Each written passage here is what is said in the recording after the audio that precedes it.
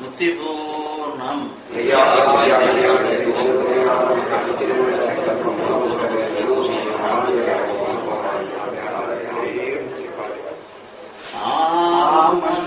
ஆமன்முத்தாதியோகையே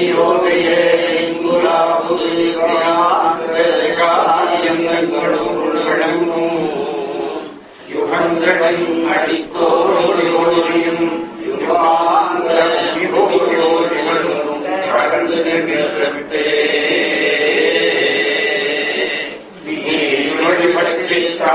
தொடர்ந்து என்றும் மண்மகன் வான்முகளோடிய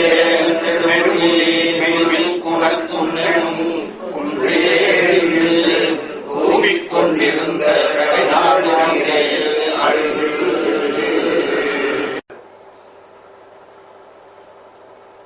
இந்த மனுக்குலத்தை இறைவன் படைத்தது தன்னை அறிந்து தனக்கு ஆதார தலைவனை உணர்ந்து அவருடைய வல்லபத்தை தெரிந்த அந்த மகிழ்ச்சியிலே பேன்ப பெருவாழ்வு அந்த இறைவனோடையே கூட இருந்து வாழ்கிறதற்கு தான் இந்த மனு படைக்க பெற்றான். இப்படி ஓதி இதை உணர்ந்து அறியாத உயிர்கோடிகள் இந்த மனிதன் என்று சொல்லுகிறவன் அறிவென்று எதையோ கற்று தேறி படித்துக் கொண்டிருந்தாலும் தான் யார், இறைவனால் இந்த மனிதன் எதற்காக படைக்க பெற்றான், என்ன தெரிந்து விளங்கி மகிழ்ந்து வாழ படைக்கப்பட்டான் என்று அறியாததினாலே தன்னறிவு கொண்டு எதையோ கற்று தேர்ந்திருக்கிறோம் என்று போலான பொய்யான வாழ்க்கையை வாழ்ந்து ஊறுபட்டு ஓதி இதை உணர்ந்தறியா உயிர்கோடிகள் இந்த மெய் வரலாற்றை அறியாத காரணத்தினால தன்னறிவு கொண்டு எதையோ கற்று தேர்ந்து இதுதான் அறிவு என்று அந்த வாழ்விலேயே மூழ்கி ஊறுபட்டு அலகையாகி, அதாவது பேயாகி நரக உலகத்தில் போய் வாழ்வதற்காக புறப்பட்டு போனான். ஜாதி மனு என்று சொன்னது, ஜாதி என்று சொல்லுகிற வார்த்தையானது சாதித்தல், நின்று சாதித்தல், ஒரு காரியத்தில் நிலைத்து நின்று சாதித்தல். அதாவது மனு கூட்டத்திலேயே சாதாரண மனுக்கள், அதாவது நரன் என்று சொன்னால் தான் யார், எதற்காக படைக்கப்பட்டோம் என்ற எண்ணமே இல்லாமல் ஈனத்தன்மதி கொண்டு வாழுகின்றவர்கள் எல்லாம் நரன். அதிலிருந்து தான் மற்ற உயிர்கோடிகளெல்லாம் விட தனித்த ஒரு உன்னதமானவன் என்கிறதை தெரிந்து என்ன பெற இந்த உலகுக்கு நாம் இறைவனால் படைக்க பெற்றிருக்கிறோம் என்ற தேடுதலோடு இதை அறிவிக்கின்ற ஒரு மைக்குருவானை தேடுகின்ற எண்ணம் வந்தவன் மனிதனாகிறான். மண் என்ற வார்த்தை நித்தியம், நிலைத்து நிற்கிறதா இந்த வாழ்க்கைக்கு நித்திய வாழ்க்கையை தனக்கு அறிவித்து அதை அடைய வைக்கின்ற ஒரு மைக்குருவானை தேட ஆரம்பித்தான். அவன் மனிதனானான். அப்போ மனித சட்டை இருந்தாலும் இந்த அறிவு இல்லாததினாலே உலக மக்கள் எல்லாம் அநியாய வாழ்க்கையில் வாழ்ந்து கடைசியில் நரக வாழ்க்கையில் போய்கொண்டிருந்த காலத்திலே ஜாதி மனு குலம் அனைத்தும் ஜீவன் கண்ட, ஜீவன் என்று சொல்லுகின்ற உயிர் நிலை பற்றி தான் தெரிந்து விளங்கி அதன் அந்த உயிர் வழி பற்றி ஓடுகின்ற அந்த நித்திய வாழ்க்கையை தெரிகின்ற அந்த ஜாதி மனு குலம் அனைத்தும் ஜீவன் கண்ட, அதுக்கு பெயர் ஜென்ம சாபல்யம். உலகத்தில் ஒரு பெண் பருவத்துக்கு வந்து ஒரு நல்ல புருஷனை அடைஞ்சிட்டா என்னுடைய ஜென்மம் சாபல்யமாச்சு. ஒரு நல்ல துணைவனை, தன் வாழ்க்கைக்கு துணைவனை தேடிக்கொண்டோம் என்று சொல்வது போல ஒரு மனுவும் ஜீவர்களாகிய நாமும் பெண்களே, இறைவன் ஒருவர்தான் ஆண். அவர்களால் படைக்கப்பட்ட அத்தனையும் அவர்கள் பதி என்றால் நாமெல்லாம் பசுக்கள். அப்போ பசுபதி என்று அந்த இறைவனுக்கே ஒரு நாமம். இப்போ பசுக்களாகிய நாம் அந்த இறைவனை அறிகிறதற்கு நாம அறிய முடியாது. ஒரு மெய்க்குருவரான் ஒருவரை தேடி அடைய வேண்டியது கட்டாய கடமையாகிறது. அப்படி ஜாதி மனு குலமாக இருக்கின்ற மனிதன் ஒரு மெய்க்குரு பிரானை தேடி அவர்களை அடைகிறதற்காக வேத வேதாந்தங்கள் இறக்கப்பெற்றிருக்கின்ற 4 வேதங்களாக ரிக், யஜுர், சாம, அதர்வம் என்றும் இன்னும் உலகில் பற்பல விதமாக இறக்கப்பெற்றிருக்கின்ற மனு தோன்றிய காலத்திலிருந்து இப்ப சமீப காலம் வரை இறக்கப்பெற்ற அத்தனை வேதங்களும் என்ன அறிவிக்கிறது என்றால், தானாக அறிய முடியாத இந்த அரிய உன்னத பேற்றை ஒரு மெய்க்குரு பிரான் மூலமாக பெற்று அவர்கள் வழியாகத்தான் இந்த மெய்யை பெற முடியும் என்று அறிவித்ததனால அந்த வேதங்கள் அவ்வளவும் முதலில் இவன் தேட வேண்டியது ஒரு மெய்க்குரு பிரானை என்று அறிவித்தன. அதன்படியே இந்த ஜாதி மனு குலம் அனைத்தும் ஜென்ம சாபல்ய குலம் ஆகுவதற்காக ஒரு மெய்க்குரு பிரானை தேடினார்கள். அப்படி வந்தவர்களுள் முதலில் சுராஷ்டிர நாயகம் என்று சொல்லுகின்ற தீர்க்கதரிசி துவங்கி இப்ப கடைசியாக வடலூரிங்கன் எழுந்தருளிய ராமலிங்க சுவாமிகள் என்று நாம் அழைக்க வருகின்ற அந்த ராமலிங்க அடிகளார் தான் இறுதியாக சாலைக்கு ஆண்டவர்கள் வருவார்கள் என்ற தீர்க்க தரிசனத்தை கூறி அறிவித்தபடி மெய்வழி சாலையில் பிரம்ம பிரகாச மெய்வழி சாலை ஆண்டவர்களும் எழுந்தருளி இந்த அனந்தர் குலத்தை உண்டாக்கி எல்லோருக்கும் இந்த மெய்யறிவை புகட்டினார்கள். இப்படியாக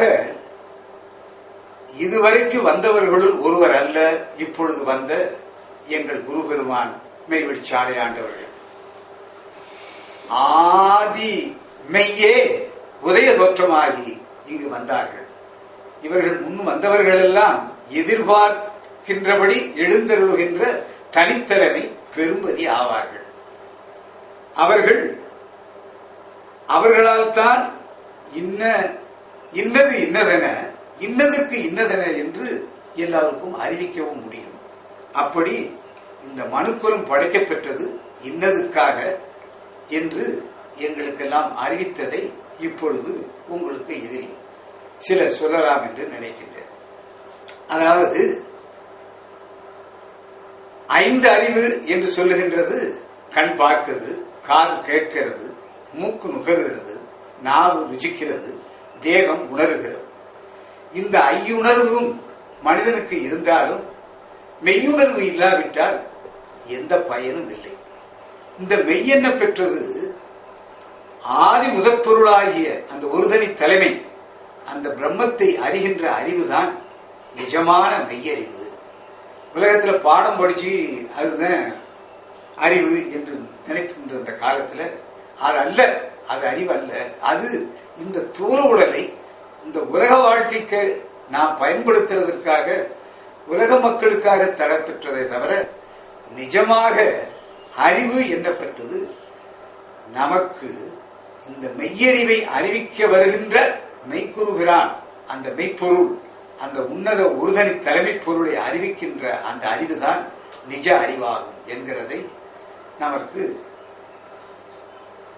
ஒவ்வொரு மதங்களும் இதையே சொல்லினாலும் கூட இப்பொழுது வந்த எங்கள் குரு பெருமான், அதாவது மெய்வழி சாலை ஆண்டவர்கள் தந்தன் மதத்தில் தவறாது இருத்தி பண்பு பிறங்க பலகலை ஒக்க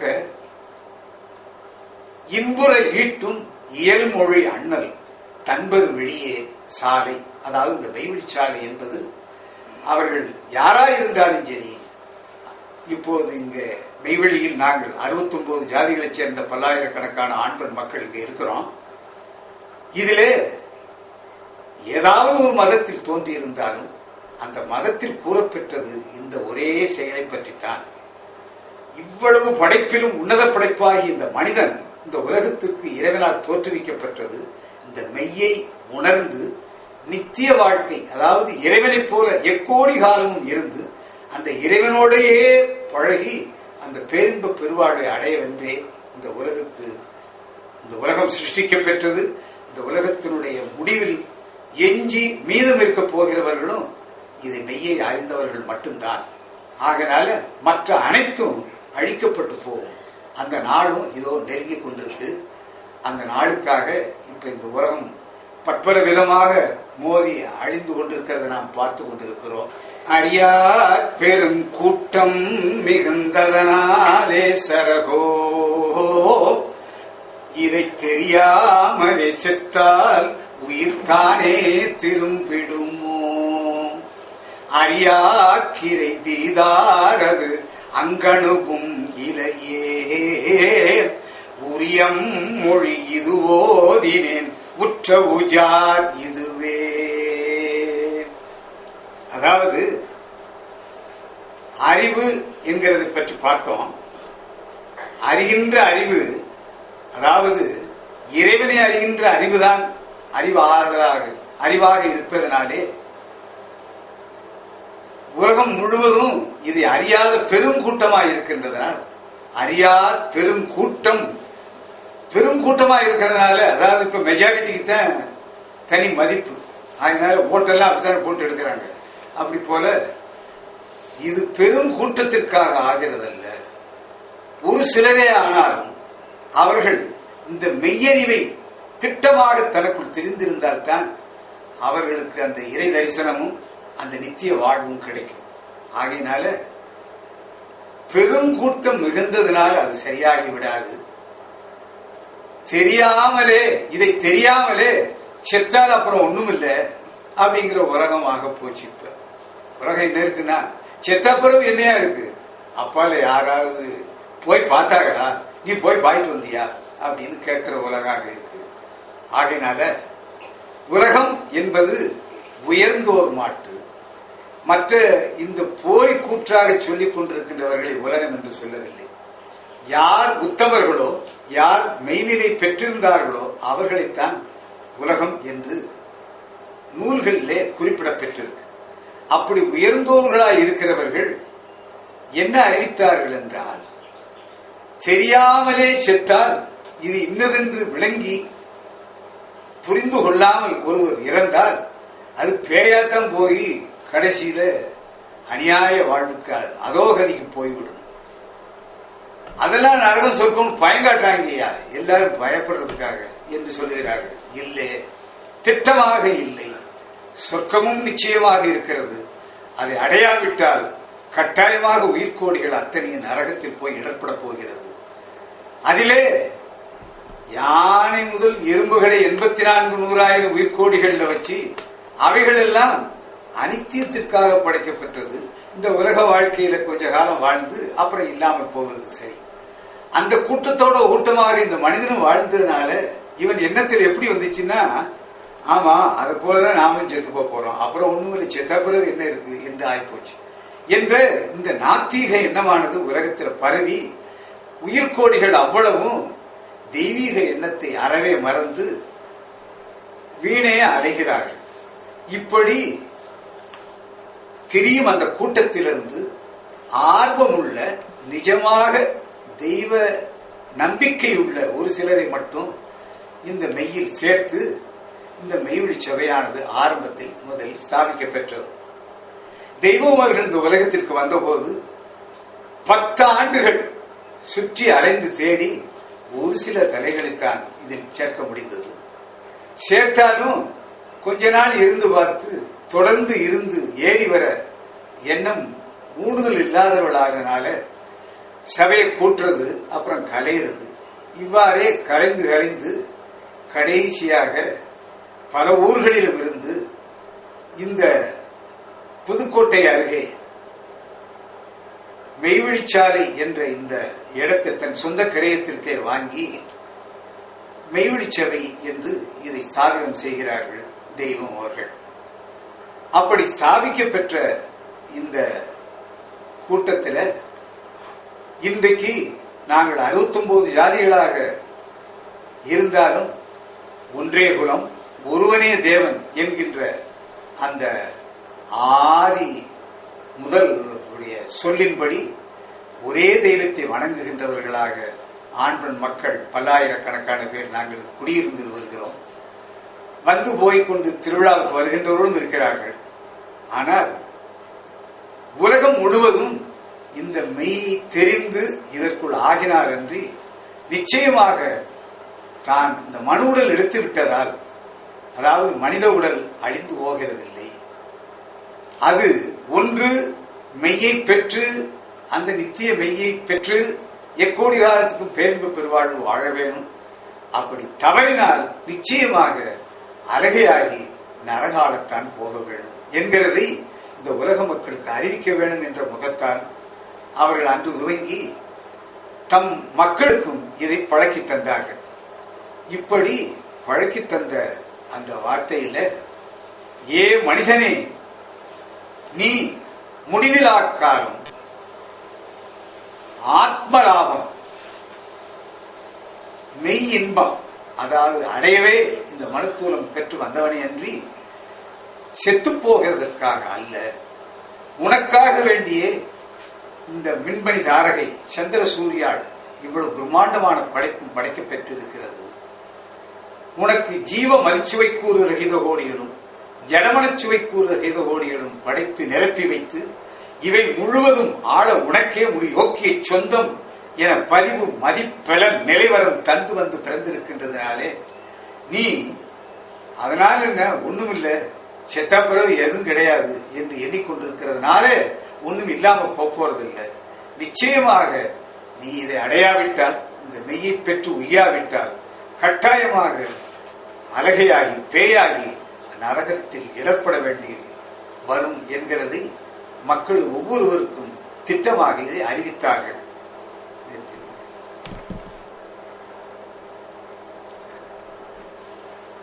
இந்த உலக மக்களுக்காக ஒரு எச்சரிக்கை பரிசை எங்கள் தெய்வம் தந்திருக்கிறார்.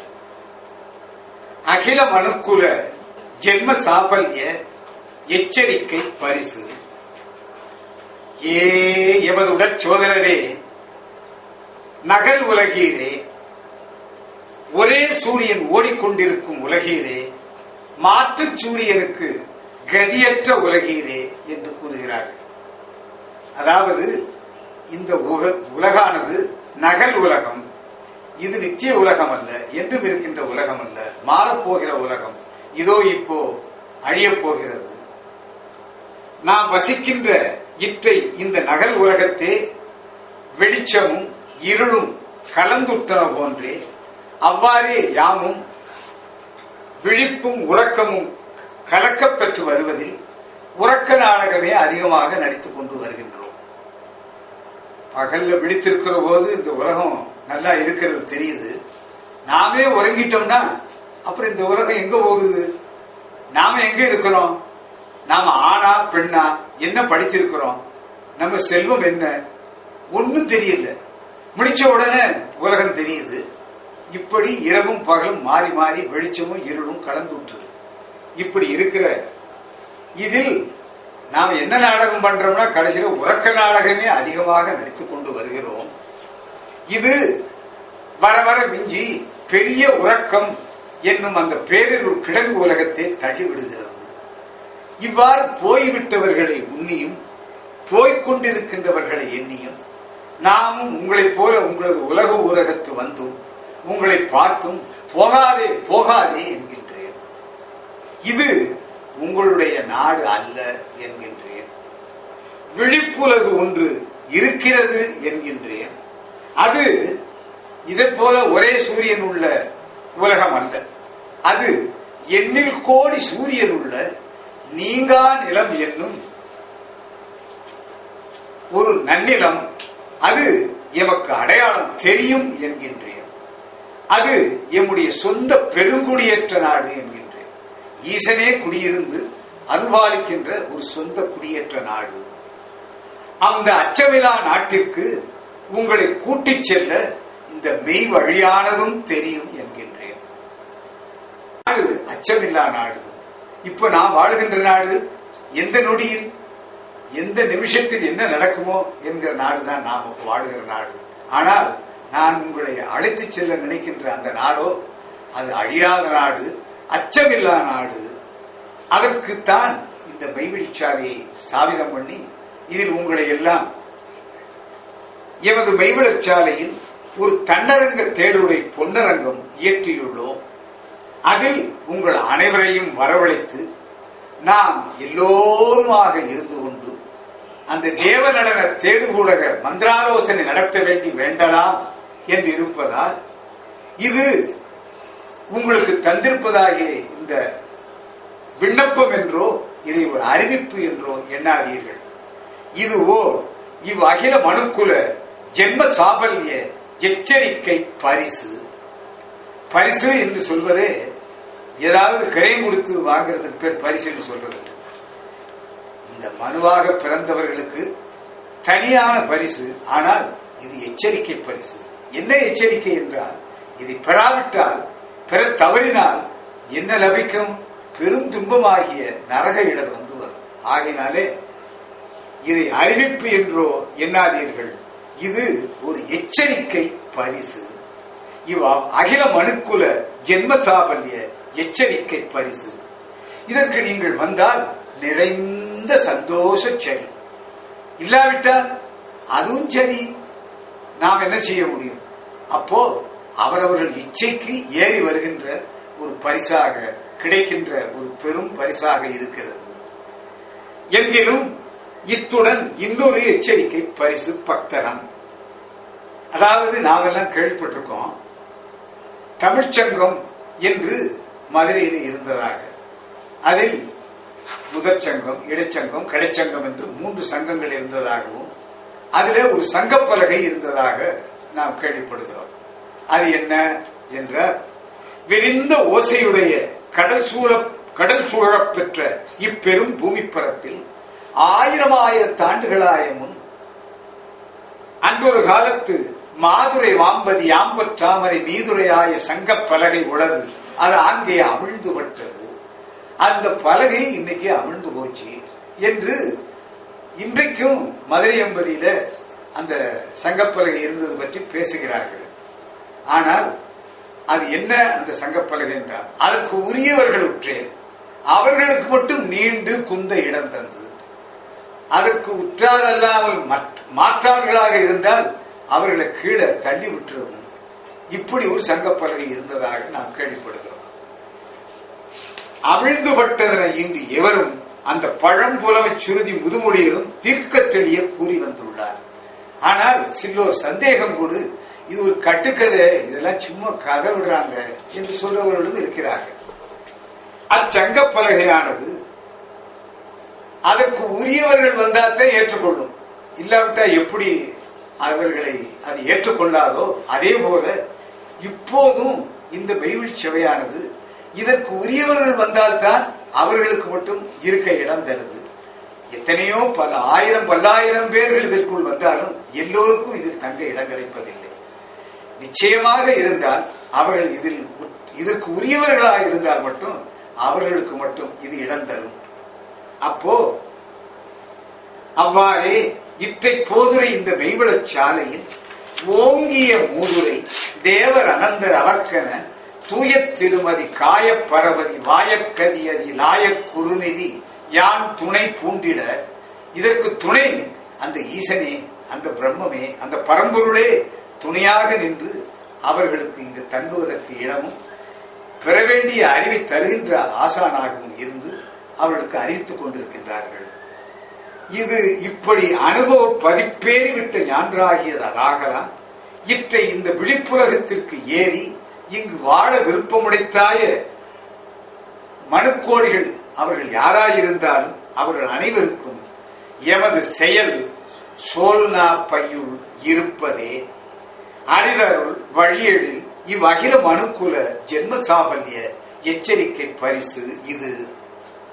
இதற்கு ஆத்மநேயம் என்பது வேணும். ஆத்மா என்று சொல்லுகிறது, நாமெல்லாம் ஜீவாத்மாக்கள், இறைவன் பரமாத்மா. இவர்கள் இருவருக்கு இடையில் ஏற்படுகின்ற நேசத்திற்கு ஆத்மநேயம். ஆத்மநேயம் உள்ளவர்கள் மெய்யொழுக்கம் உள்ளவர்களாக இருக்க வேண்டும். உலகத்தில் ஒழுக்கம் என்று சொன்னது, ஒழுக்கம் விழுப்பம் தரலாம், ஒழுக்கம் உயிரினும் ஓம்பப்படும் என்று சொன்னதுனால இந்த மெய்யொழுக்கம் இருந்தால்தான் இந்த ஆத்மநேயம் லபிக்கிறது. ஓர் நிலைப்பாடு என்று சொல்லுகிறது நிலைத்து ஊன்றி நிற்ற. இன்னைக்கு ஒண்ணு இருக்கிறது, நாளைக்கு மாறி வேற ஒண்ணுக்கு போகிறது, அப்புறம் அது சரியில்லைன்னு இன்னொன்னு போகிறது. இப்படி அல்லாமல் தான் தேர்ந்தெடுத்த இந்த மெய்வாழ்வில் இறுதி வரை நிலை நிற்கின்றதாகி இந்த ஓர் நிலைப்பாடுடைய வல்லவ இச்சை. மனிதனுக்கு எத்தனையோ இச்சைகள், எதையோ கேட்டு தெரிந்து விளங்கிக் கொள்ளுகிறது இல்லை. ஆனால் இச்சை என்ன இருந்தாலும் வல்லப இச்சை வேணும். அது மலிவுற்று இலக வேணும். அப்படி மலிவுற்று இலகினாலும் ஆர்வம், பேரார்வம் வேணும். பேரார்வத்தோடு ஆண்மையும் வேணும். துணிவுடையவன் தான் இதற்கு லாயக்குடையவன். ஆகவே ஆத்மநேய, மெய்யொழுக்க, ஓர் நிலைப்பாடுடைய வல்லப இச்சை, மதிவுற்று இலகு பேரார்வ ஆண்மையர் யாராயிருந்தால் அவர்கள் வரலாம், இந்த மெய்யை பெறலாம், இந்த மெய் இன்பத்தை அடையலாம். இவ்வாறு அகில உலகத்திற்கும் ஒரு எச்சரிக்கை தந்தவர்கள் மெய்வணக்கம் பற்றியும் ஒரு எச்சரிக்கை விடுக்கிறார்கள். அதி உன்னத பிறப்பாகிய இந்த மனுக்கோலம் எடுத்து அறிவு காலம் வந்தும் நவசுடைய வணக்கத்தில் இருக்கும் மனிதனே, நவசுடைய வணக்கம் என்று கூட நீ தெரிந்து கொள்ளும் வயது வல்லையா? பாவம், வயசு வராத பையன் அப்படிம்பாரு. அதுபோல அறிவு தரப்பெற்றும் இந்த மெய்யை அறிந்து கொள்கின்ற வயது வல்லையா என்று கேட்கிறார்கள். இது நவசுடைய வணக்கம் என்று தெரிந்து கொள்ளும் வயது வல்லையா? ஏ பாவமே, உனக்கு முதல் விதியான மூலமந்திர நிரூபகனை உன்னுள் திட்டவட்டமாக தெரிந்து கொள்ளாமல் நீ வணங்கும் வணக்கம் நபுசே சைத்தன்யாவை தவிர வேறே எது வணக்கமாக இருக்க முடியும்? வணக்கம் என்று சொல்கின்றது இறைவன் ஒருவனுக்குத்தான். மற்றதெல்லாம் அவர்களுக்கு பெரியோர்களுக்கு காட்டுகின்ற மரியாதை அல்லாமல் சர்வ வணக்கம் இறைவன் ஒருவனுக்கே. ஆகவே நீயே இதை ஆய்ந்து பார். நீ பார்த்து கொண்டிருக்கும் மயிரும் மட்டையும் நிறைந்த இந்த கையும் காலும் ஆகிய வெளிரங்க உறுப்புகளும் உலகத்தில் காணும் பொருள்களுமா உன் தெய்வம்? உலகத்தில் தெய்வம் என்று எதையோ வணங்குகிறார்கள். அதுவா உன் தெய்வம்? இல்லை. நீ இதை அல்லாது உன் உள்ளமாகிய மகா மகசூக்கான இருதயத்தை பிரகாசமாக எப்போது நீ கண்டாய்? அதன் மீது உன் அன்பு சாய்ந்து மூச்சானது ஒரு நிலையில் நிலைபட நின்று வணங்குவதற்கு இப்படியல்லாமல் நீ எங்கே போய் நின்று வணங்குவாயப்பா? நீ நினைக்கும் இடங்கள் அனைத்தும் நபுசே சைத்தான்யாவை தவிர ஏது உண்டு? மனுவே எண்ணிப்பார், சாவு நிச்சயமாக வருகிறது. உஜார் சாவு என்று சொல்லுகின்றது மனிதனுக்கு ஏன் ஏற்படுகிறது என்றால், இவன் தனக்கென்று விதித்திருந்த அந்த மெய் வழிபாட்டை தவறவிட்டு தவறான வழிகளிலே புகுந்து தன்னிச்சைப்படி வாழ்ந்ததாலே இவனுக்கு மரணம் லபிக்கிறது. அதற்காகவே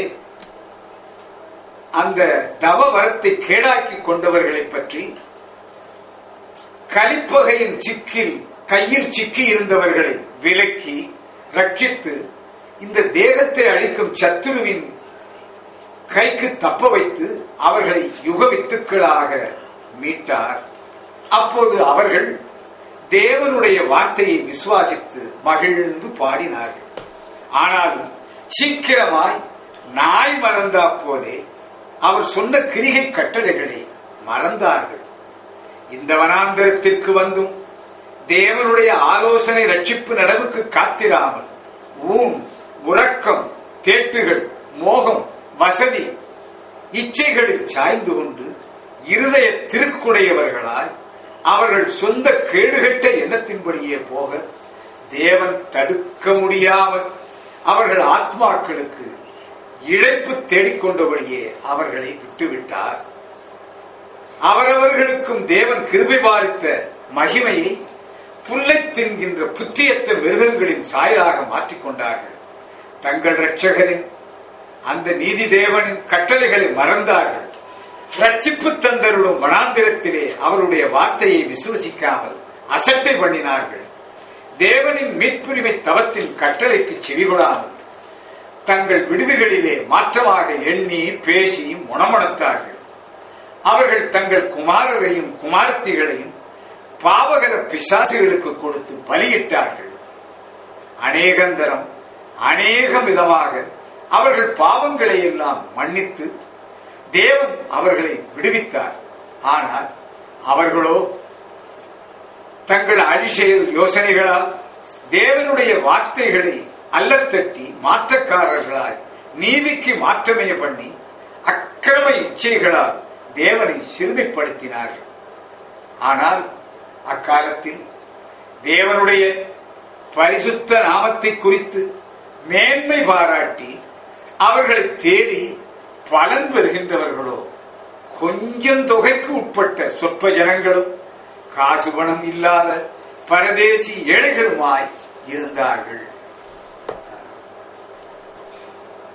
இறைவனின் எண்ணம் என்ன என்கிறது தான் இப்ப நாம் நின்று கவனிக்க வேண்டிய கட்டாய அவசியமான ஒரு செயலாக இருக்கு. நித்திய உலகத்தை படைக்கிறது தான் இறைவனுடைய எண்ணம். நாம் இருக்கின்ற இந்த அனித்திய உலகம் அல்ல நம்முடைய சொந்த உலகம். அந்த சொந்த உலகம் இப்படி நித்திய உலகமாக இருக்கிறதுனால நாம் கட்டாயம் எப்படியும் இந்த மெய்வெளியில் சேர்ந்து இந்த மெய்யை விளங்கி அறிந்து நாமும் இதற்கு தாக்கலாக வேணும்.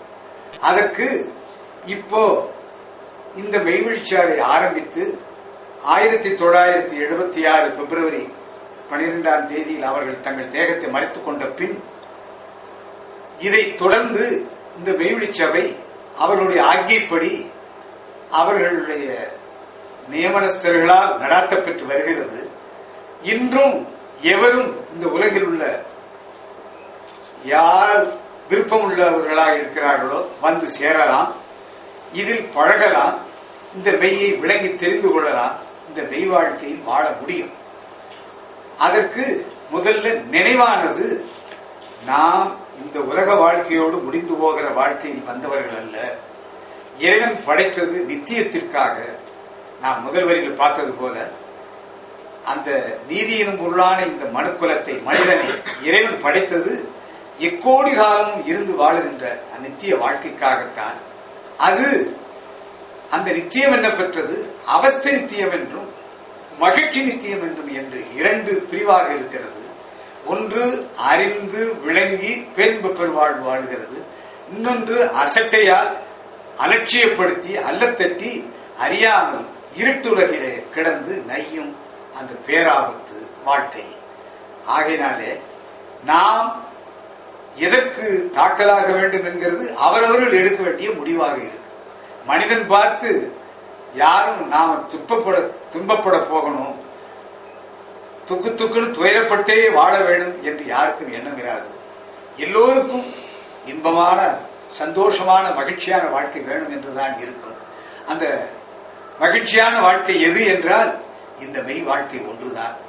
இதையல்லாமல் வேறு என்ன தேடி எதை குவித்து வைத்தாலும் அதனால் நாம் அந்த இன்ப வாழ்க்கையை வாழ முடியாது. இந்த மெய் வாழ்க்கை ஒன்றுதான் நமக்கு அந்த நித்திய பேன்ப வாழ்க்கையை தர முடியும். ஆகையினாலே மற்ற எல்லா பற்றுகளையும் ஷட்டர விட்டு இந்த மெய்வாழ்விலே நாம் தொடர்ந்தோமானால் நிச்சயமாக தெய்வத்தினுடைய திருவருளால் நமக்கும் அந்த பேரின்ப பெருவாழ்வு கிடைக்கும். அதில் நாம் என்றென்றும் ஈசனோடு அந்த நித்திய வாழ்க்கை வாழலாம்